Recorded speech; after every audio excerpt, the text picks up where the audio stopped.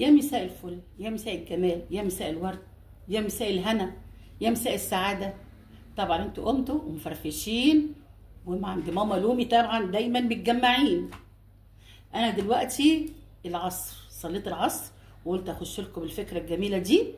حاجات افكار تحفة وجميلة جدا مع كل ميزانيات البيت، من القليل للكتير للكبير. بصوا كل الميزانيات ان شاء الله بقدرة ربنا وعظمته ان ربنا هيمشي بيوتنا.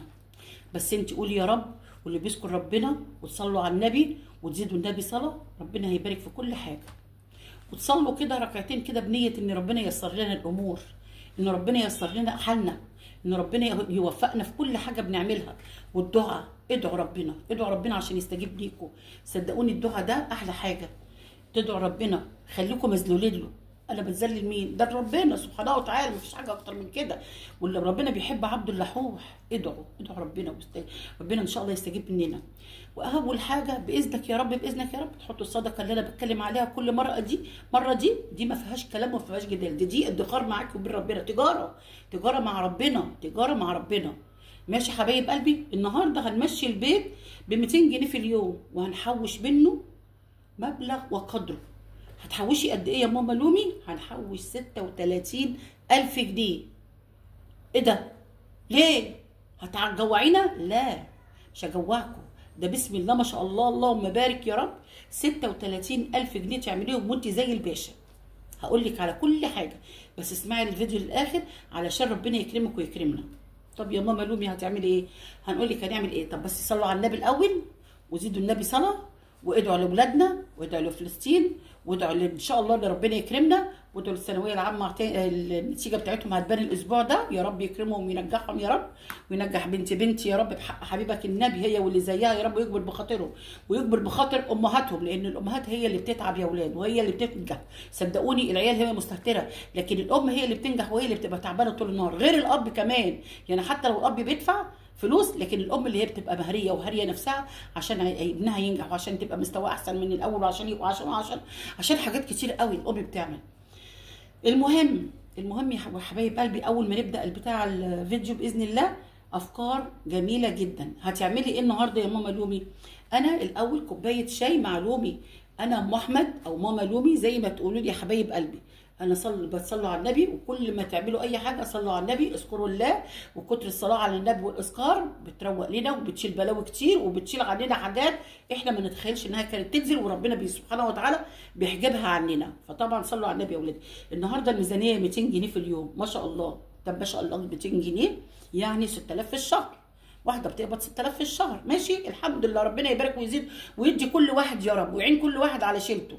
اسمعوا بس الفيديو للاخر، بس ما تنسونيش تحطوا اللايك وتشيروا الفيديو علشان كل حبايبنا يشوفوه. شاهدوا وشيروا واعملوا اللايك، اهم شيء اللايك يا اولاد حبايب قلبي عشان الفيديو يرتفع بيكوا انتوا. ربنا يكرمني بيكوا. اهلا بحبايب قلبي اللي دخلوا قناتي على راسي من فوق الجداد، واهلا بحبايبي اللي هم القدام اللي اهل البيت اللي طبعا من الاول حبايب قلبي واهلي واخواتي واولادي وكل حاجه ليا في الدنيا. حبايب قلبي النهارده هنعمل مصروف 200 جنيه. طب هنعمل ايه يا ماما لومي؟ ان شاء الله باذنك يا رب ممكن تعملي تصرفي 100 جنيه في اليوم، واليوم الثاني تصرفي 200 جنيه، او ممكن كل يوم تشيلي 200 جنيه، تشيلي 100 جنيه، او ممكن تصرفي ال 200 جنيه النهارده للنهارده وبكره، وتشيلي 200 جنيه تاني يوم بتاع التاني يوم. هيبقى انت قاعده مرتاحه ومبسوطه. طب ازاي يا ماما لومي؟ اقول لك انا ازاي. ان شاء الله باذنك يا رب بحق حبيبك النبي كده ييسر لنا الحال. انت هتجيبي بال 200 جنيه النهارده، هتجيبي 2 كيلو بطاطس. 2 كيلو بطاطس ما شاء الله. هتعملي بيهم ايه؟ هنعمل بيهم صينيه بطاطس كده. نجيب كيلو طماطم حلوه او كيلو ونص، ونعمل ايه؟ صينيه البطاطس دي تكفينا يومين. البطاطس دي تكفينا يومين. 2 كيلو بطاطس او 2 كيلو ونص ب 20 جنيه، ده كمان هيفيد. ماشي المهم ب 20 جنيه وتقومي شايله ايه؟ عامله صينيه بطاطس. تجيبي نص كيلو بصل، نص كيلو بصل هيطلع 3 بصلات كده، هتاخدي منهم بصلايه حلوه. انا بعمل كده، بعمل البصل مع القوطه اللي هي الطماطم في الخلاط، لان انا ولادي ما بيحبوش البصل بيبقى باين. انت عايزه البصل باين بتعمليه جوليان كده اللي هو الجوانح الرقيقه دي، وتقومي دعكاه بشويه ملح وشويه فلفل، وتدعكيه مع البصله مع البطاطس، وتقومي حاطه عليه الايه الطماطم. تمام. ومعلقه سمنه او معلقه زيت، طبعا انت عندك زيت التموين وسكر التموين والعيش بتاع التموين. تمام. اديكي جبتي ايه بطاطس وطماطم ب 35 جنيه. ب 35 جنيه. ده انا قلت لك كمان كيلو ونص طماطم، ده هو حق الكيلو، في نص كيلو تاني طماطم ده هنعمل منه سلطه. تمام. باذن الله ان شاء الله هنعمل بقى ايه، هنجيب نص كيلو بانيه. نص كيلو بانيه بكام؟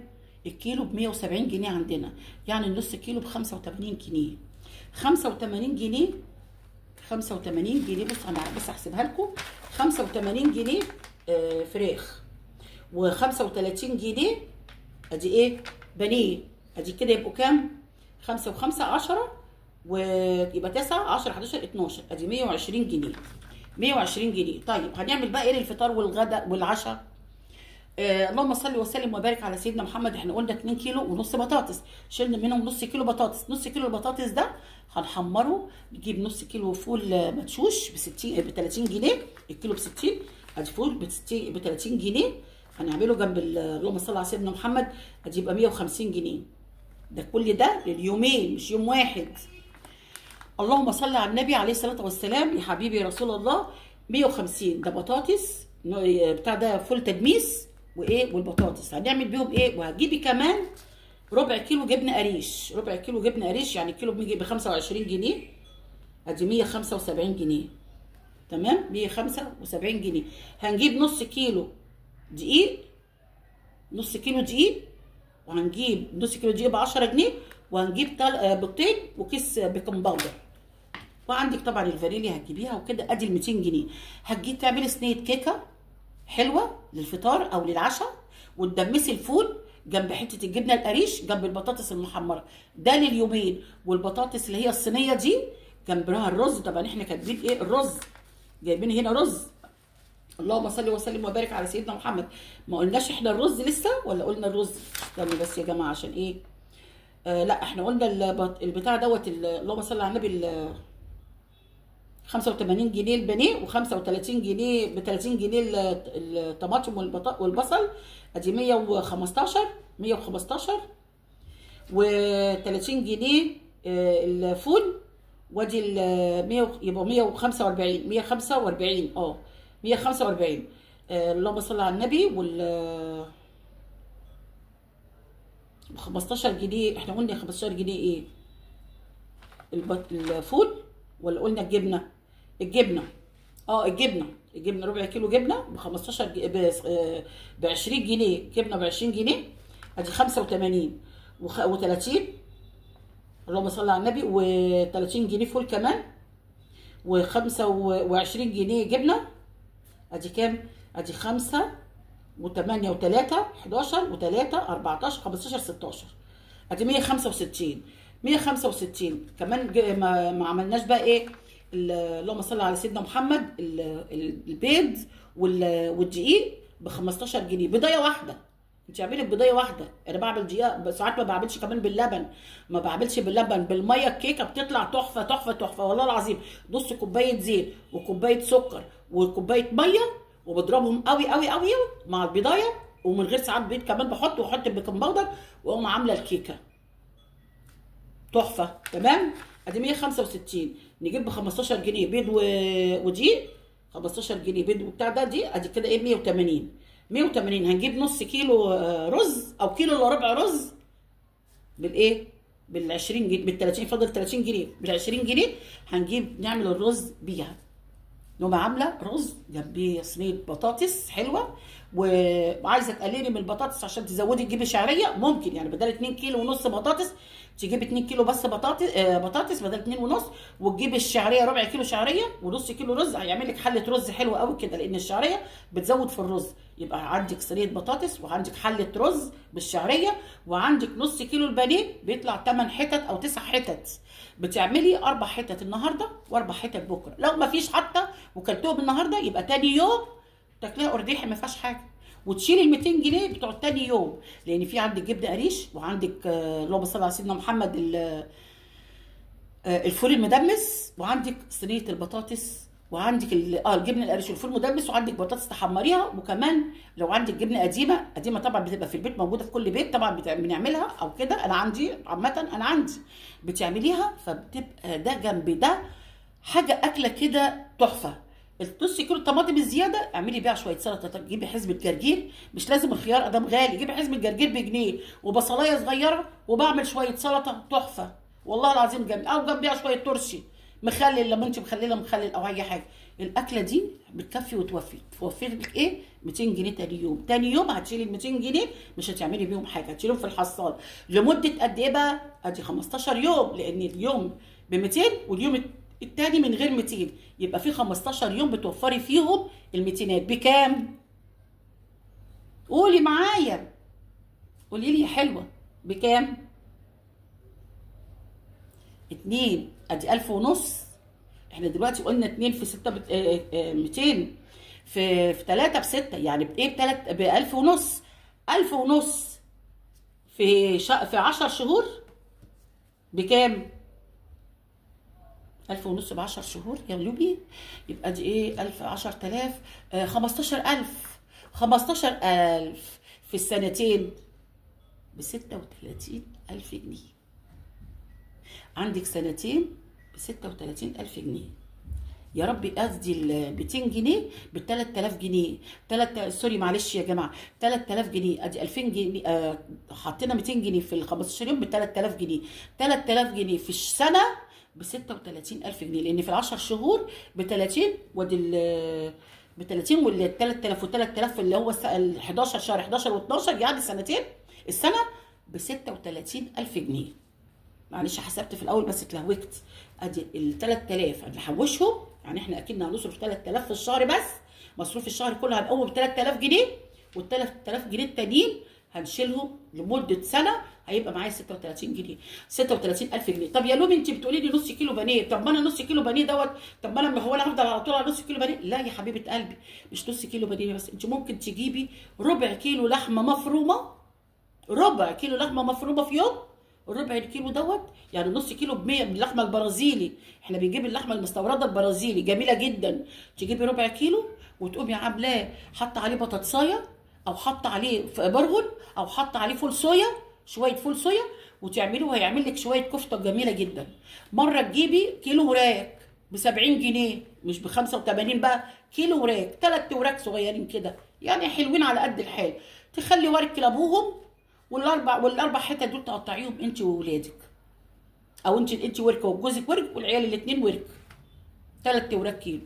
اجيبي 3 وراك مثلا حلوين ب 70 80 جنيه او 90 جنيه، هيفيد برده معاكي فلوس. هتعملي تجيبي حزمه ملوخيه، ما انا مش هجيب بطاطس بقى مره، البطاطس ب 20 جنيه، لا انا هجيب حزمه ملوخيه ب 5 جنيه، فهيوفر معايا، فاهمين؟ وانا جايبه نص كيلو بصل، والبصل ده يعني مثلا يقضيني بتاع 3 ايام او 4 ايام لو انا كل يوم في بصل، ما انا ما بهريش، انا بجيب البصل الصغير ده ويا دوبك عشان تطعم الاكله ويبقى جميله جدا واكله في منتهى الجمال. لو انتم مشيتوا على الطريقه دي ما تنسونيش في احلى لايك من ايديك، وشيروا الفيديو عشان الفيديو الايه بيتشير ويروح لاحسن ناس واكتر ناس، وانتوا حبايبي واحسن ناس انتوا عندي. وما تنسونيش في اللايك بالله عليكم. طبعا الحاجات دي بتوفر معاكي جامد جدا بجد، اكل فاخر من الاخر، مش هقول لك حاجات وحاجات مفيده وحاجات رخيصه، يعني مره النهارده ملوخيه، طب ماشي وهتعملي ايه تاني يا لومي؟ ما انا ممكن النهارده اعمل بقى حله محشي، وحله المحشي دي من غير اي حاجه خالص، لا بيه اقول لك بايه؟ جيبي اجنحه، كيلو اجنحه ب 50 جنيه، ما الفراخ رخصت، كيلو اجنحه ب 50 جنيه، وجيبي كرنبايه ب 25 جنيه، وجيبي كيلو رز والخلطه، وجيبي بتاع ده اللي صل على سيدنا الطماطم وبصل، نص كيلو بصل، وهتلم الدنيا حله المحشي وتفضل معاك يومين. والفول والحاجات دي عندك وتدمسي على طول، كل يومين تدمسي لك مثلا، كل يومين مش النص كيلو مش هيعمل لك يومين بس، ده هيعمل لك بتاع اسبوع. انت بتقطعيه بتشيليه كده في اكياس لمده مثلا 4 ايام ولا 5 ايام. ادي الفول والجبنه بتطلعي حته ربع كيلو جبنه او نص كيلو جبنه، الربع كيلو جبنه هيطلع لك حتتين، حته النهارده وحته بكره، جنب حته جبنه قديمه، جنب حته قطايه، جنب كده، بتمشي البيت ما بيقولش لا على اي حاجه، والاكل ما بيقولش لا، بس انت دبري ووفري وخليكي كده عندك عزيمه، وبصي وحاولي ان انت ما تقدريش اي اكل تشيلي منه، حتى لو فاض منك شيليه في الثلاجه، هتلاقي يوم تحتاجيه، صدقيني والله العظيم لو مشيتي على اللي انا بقوله لك ده هتكسري فلوس وهتجيبي ذهب وهتجيبي كل حاجه. ادي 36 جنيه في 36,000 في السنه، هيجيبوا لك ايه؟ حاجه كده حلوه، ذهبيه حلوه، غويشه مثلا، او يجيب لك انسيال جميل وتشيليه. هتشيلي الفلوس دي ان كنت مثلا هتجهزي في ابنك بنتك بتجهزيها. كل حاجه هتنفع في البيت يا ولاد، ما فيش حاجه بتقول لا. ما تنسوش في اللايك والشير. ماشي يا حبايب قلبي، ان عجبكم الفيديو ما تنسوش في اللايك والشير، وتدعوا لي دعوه حلوه من قلبكم حبايب قلبي. مع السلامه.